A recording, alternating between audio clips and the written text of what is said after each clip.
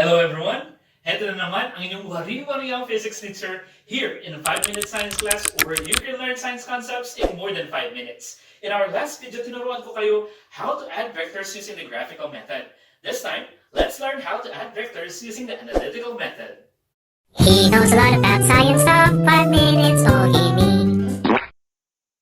Let's have the same problem na ginamit natin nung tayo ay nag-graphical method of vector addition. So we have here, Naruto runs 50 meters east, then 50 meters north. We need to determine Naruto's resultant vector. Ang first step na dapat natin gawin ay illustrate yung problem, or in other words, i-drawing natin yung problem. So gagawa tayo ng vector diagram ng paglalakbay ni Naruto para ma-imagine natin yung resultant vector. So kung si Naruto ay nag-travel 50 meters east from the origin, at nag-travel sa ulit ng 50 meters north, ganito ang magiging itsura ng kanyang vector diagram. Hindi necessary na maging maayos at sukat na sukat yung vector diagram tulad nito. Ginawa ko lang to para maging presentable yung ating discussion. So, ngayon, kung ito-drawing naman natin yung ating resultant vector, it will be drawn from the tail of the first vector papunta doon sa head ng second vector. So, drawing natin. So, from the tail, pupunta tayo from the tail, drawing natin hanggang doon sa head ng second vector. Yan. So, yan ang ating resultant vector. Ngayon, mapapansin natin siguro na itong 50 meters east at itong si 50 meters north ay perpendicular sa isa't isa. Pag sinabi natin perpendicular, nakaka-create ng 90-degree angle. So, mapapansin ngayon natin na tayo ay nakakreate ng isang right triangle kung saan itong 50 meters east at itong si 50 meters north ay mga legs ng isang right triangle. At itong ating resultant vector naman ay tila yung hypotenuse ng right triangle. So, dahil tayo ay may right triangle, magagamit natin dito yung tinatawag nating Pythagorean Theorem kung saan ang formula ay c squared is equal to a squared plus b squared, kung saan itong a at b ay yung legs ng ating right triangle at itong si c naman ay yung hypotenuse ng ating right triangle. So kapag nakuha natin to, yun na rin yung ating resultant vector. So substitute natin ang ating given values. So wala tayong masyadong magiging problema sa pag-identify ng values kasi pareho namang 50 meters. Susulat ko na. So we have here 50 meters quantity square plus another 50 meters quantity square. So, calculate lang natin gamit ang ating calculator. So, we have here 50 square plus 50 square. That will give us 5,000 square meters. So, ang gagawin natin susunod ay square ang both sides. What is the square root of 5,000? That is, pindutin lang natin itong button na to. Hindi ko alam kung anong tawag. So that would be 70.7 meters. So ito ang magnitude ng ating resultant vector. Ang kulang na lang natin ay yung direction. So kung babalikan natin yung vector diagram, nandito yung ating angle. So ang possibilities ng ating direction ay ganito. From east, magro-rotate tayo counterclockwise. So ang magiging direction natin would be north of east kasi nag-move tayo upwards papuntang north. So north of east yung pwede natin maging direction.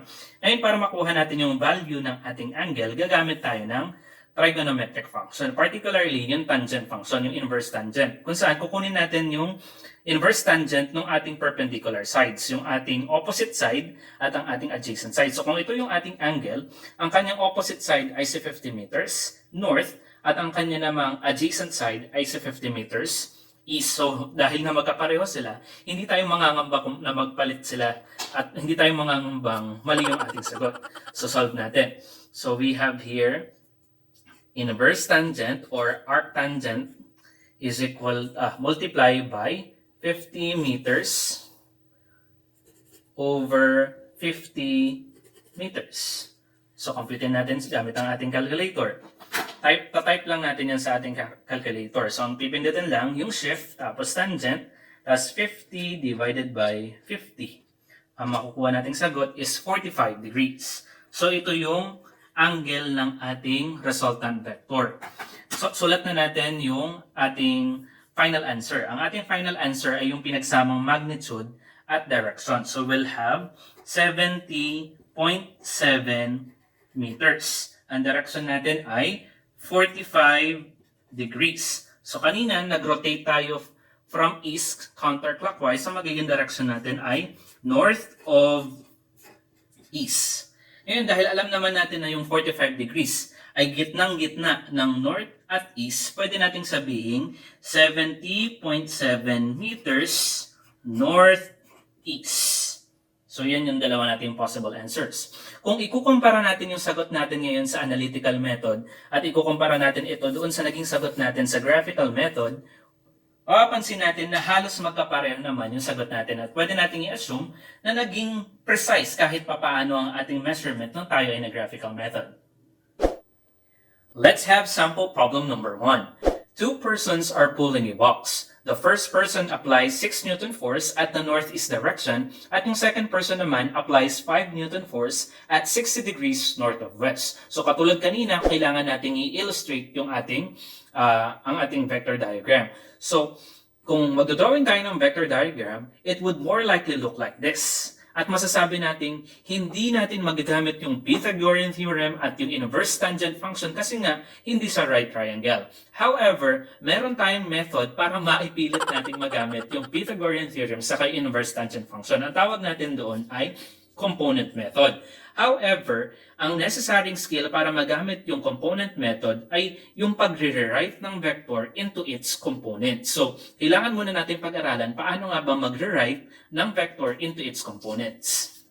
So, pag sinabi natin components, ito lang ay tumutukoy sa horizontal at vertical component ng isang vector. So, try natin. I have here vector A na may habang 60 kilometers at may direction na 50 degrees north of east. So, illustrate natin, nasaan nga ba yung horizontal at vertical component ng vector A? So, yung horizontal component niya, syempre nandito.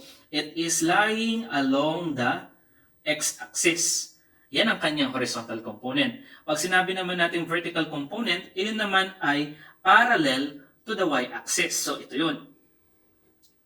So, ang gagawin lang natin dito ay alamin yung magnitude at direction nitong horizontal at vertical component. Don't you worry, meron namang formula. So, ang formula natin para mahanap yung magnitude ng horizontal at vertical components ay ito. For the horizontal component, yun ay v sub x is equal to v times cosine theta. Para naman sa vertical component, we have v sub y is equal to v times sine theta. Tandaan po natin na itong theta ay ang ating reference angle. Pag sinabi nating reference angle, ito yung angle na nabubuo ng resultant vector at ng x-axis. So, try po natin i-identify yung horizontal at vertical component ng vector A na ito. So, we have here 60 kilometers, 50 degrees north of east. Ang una natin hahanapin ay ang kanyang direction. So, sa direction, sasabihin lang naman natin kung positive o negative ang kanilang direction. So, unahin natin yung x component or yung horizontal component.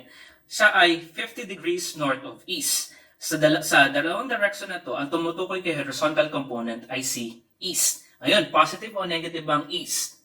That is correct, positive. So, lagyan na natin ng positive.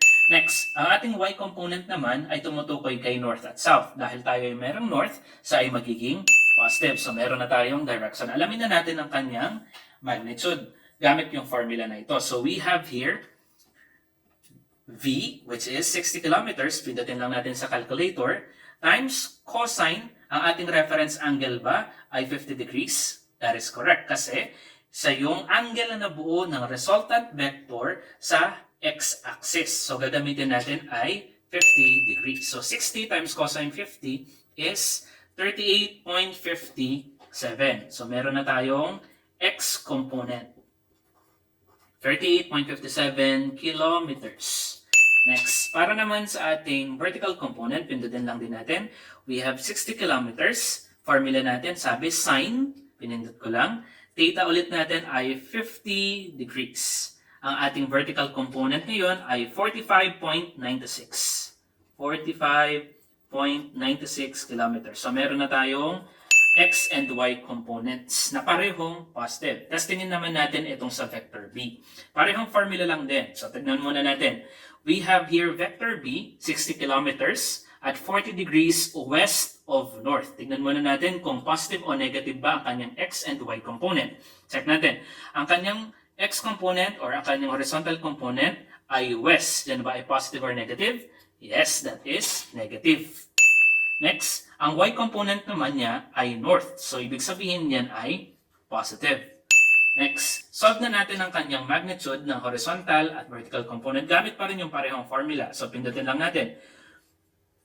Ang kanyang V ay 60 kilometers. Cosine theta. Anong reference angle ang gagamitin natin? 40 degrees ba? No. Kasi, hindi naman si 40 degrees naman ay hindi angle na nabuo ng resultant vector at ng x-axis. Bagkus sa ay angle na nabuo ng resultant vector at ng y-axis. So kung ito ay 40 degrees, ilan kaya ito?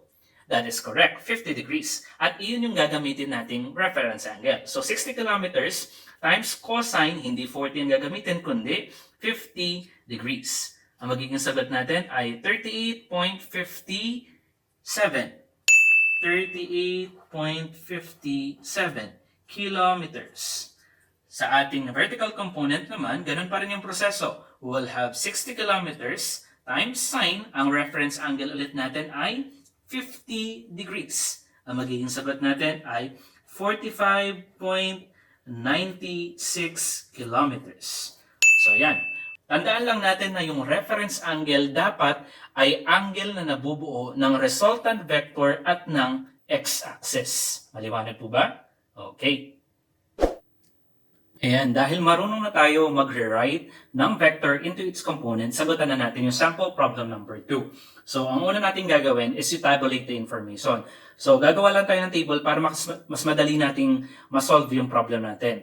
So, dito sa first column, isusulat lang natin yung mga vectors. So, ang given natin ay 6 newtons saka 5 newtons. Sulat lang natin. 6 newtons saka 5 newtons. Next, para sa pangalawang column, doon ay yung reference angle. Ano ang reference angle ng ating first vector na si 6 newtons? Okay, sabi northeast. So, ibig sabihin, yan ay 45 degrees. Next, si 5 newtons naman sabi 60 degrees north of west. Yung 60 degrees ba ay ang ating reference angle?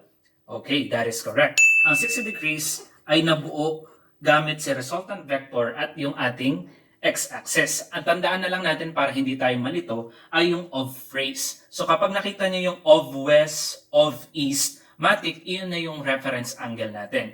Kapag of north, of south, ang gagawin nyo na lang ay i-minus ito sa 90 para makuha yung reference angle natin. So, yan. Meron na tayong vector, saka meron na rin tayong theta. So, kunin na natin yung x and y component gamit yung ating formula kanina. Pero nga pala, bagong lahat, alamin muna natin kung positive o negative ba itong mga x components natin at yung y component. So, sabi dito sa 6 newtons sa ay northeast. So, kung northeast, ibig sabihin, ang kanyang x component ay east. So, yan ay positive. Ang ating y component ay north. So, ang ibig sabihin yan, positive din ang ating vertical component. Next, sa 5 newtons naman, ang kanyang horizontal component ay west. So, ibig sabihin yan ay negative. Ang ating vertical component naman ay north din. So, ibig sabihin yan ay positive. So, solve na natin. Gamit ulit yung calculator, siyempre. So, we'll have 6 times cosine 45 degrees. That is equal to, pindutin lang ulit natin tong button na to, that would give you 4.24. Susulat natin, 4.24. Sa y component naman, ganun lang din. 6 times sine 45 degrees, that would be, mali akong pindot. That would be 6 times sine 45 degrees. Yan ay 4.24 din.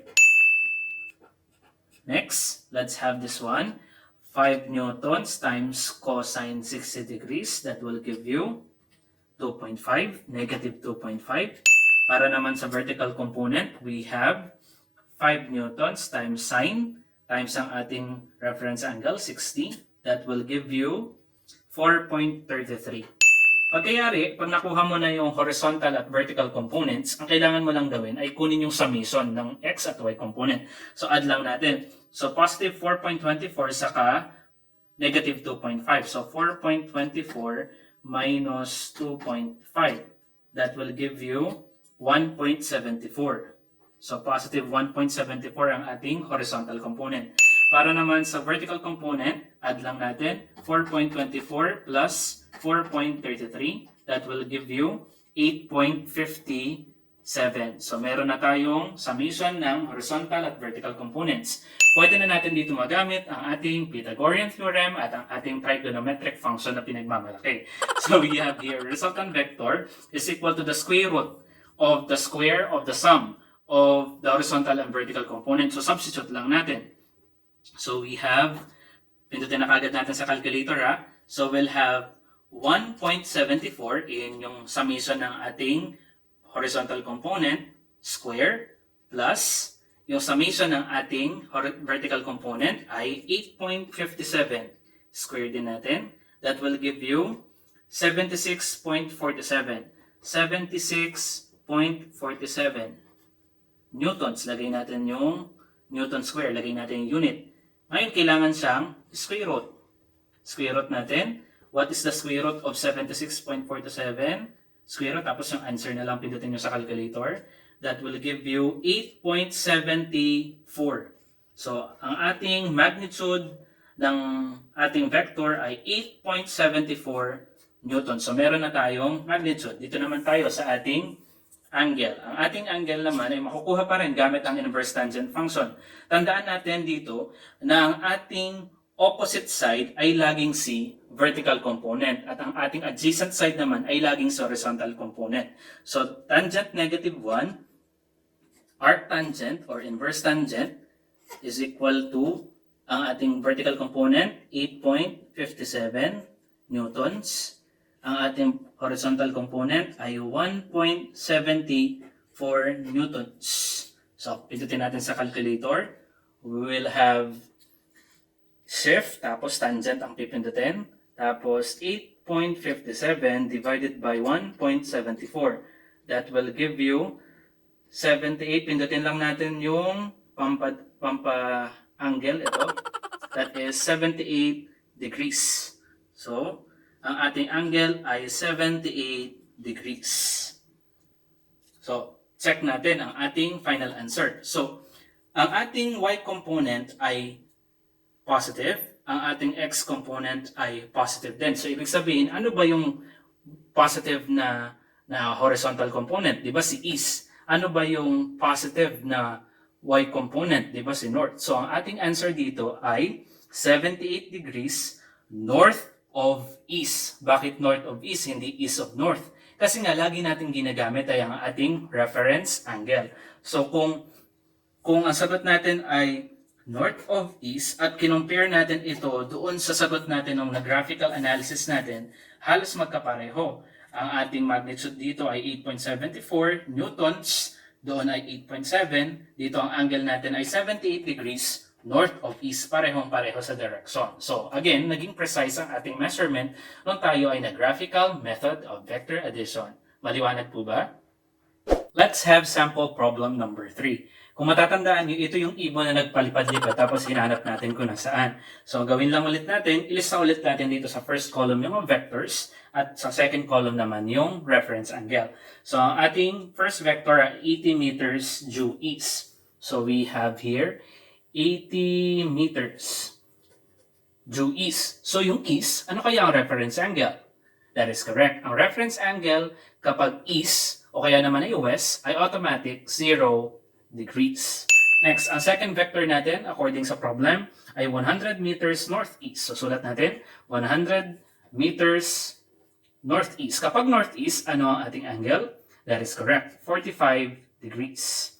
Next, 100 meters. Next, third vector natin ay 110 meters. Ang kanyang direction ay 30 degrees north of west. Ito na ba ang ating reference angle? That is correct. Ang clue ay yung phrase na of west. So, sulat na natin dito, 30 degrees.